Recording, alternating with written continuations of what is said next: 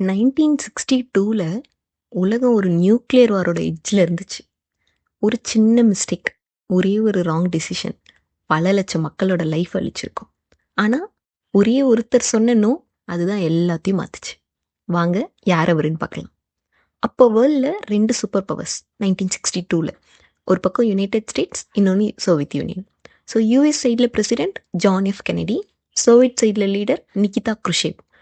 October 1962ல யூஎஸோட spy planes கியூபாவில், எஸ்பெஷலாக சான் கிறிஸ்டபல் அப்படிங்கிற ஏரியாவில் சோவியத் யூனியன் நிறைய சீக்ரெட்டான நியூக்ளியர் மிசைல்ஸ் இன்ஸ்டால் பண்ணியிருந்ததை கண்டுபிடிச்சாங்க. இது வெறும் நார்மல் வெப்பன்ஸ் இல்லை, எல்லாமே நியூக்ளியர் வார்ஹெட்ஸ்.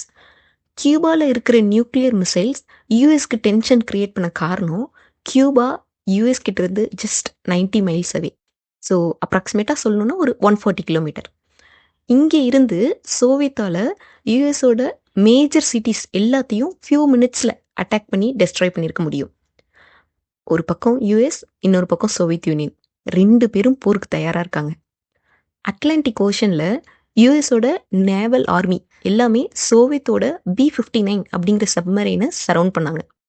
அந்த சப்மரைனுக்குள்ள நியூக்ளியர் மிசைல்ஸ் லைக் நியூக்ளியர் டர்பிடோன்னு சொல்லுவாங்க, அது எல்லாமே இருந்துச்சு. ஆனால் வெளியில் வேர்ல்டில் நடக்கிற அப்டேட் கம்யூனிகேஷன் அதெல்லாம் இல்லை. அவங்கள பொறுத்தவரை, அந்த சப்மெரின்குள்ளே இருக்கிறவங்கள பொறுத்தவரை வார் ஸ்டார்ட் ஆயிடுச்சு. அந்த சப்மெரின்குள்ளே நியூக்ளியர் மிசைல் லான்ச் பண்ண 3 பேர் எஸ் சொல்லணும். 2 பேர் எஸ் சொல்லிட்டாங்க.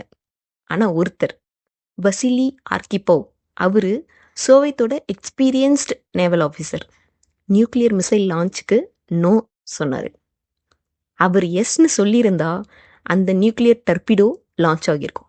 டர்பிடோங்கிறது சப்மரைன்லேருந்து இன்னொரு வார்ஷிப்பை அட்டாக் பண்ணுற ஒரு பாம் எக்ஸ்ப்ளோசிவ் மாதிரி.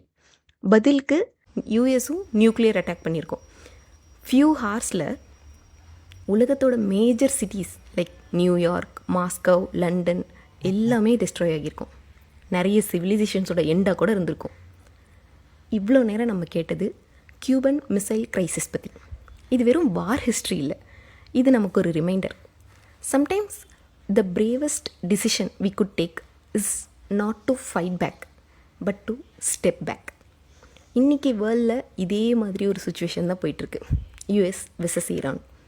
இப்போது நம்ம ஃப்யூச்சருமே சில ஆஃபீஸர்ஸோட சில டிசிஷன் பொறுத்து தான் இருக்குது.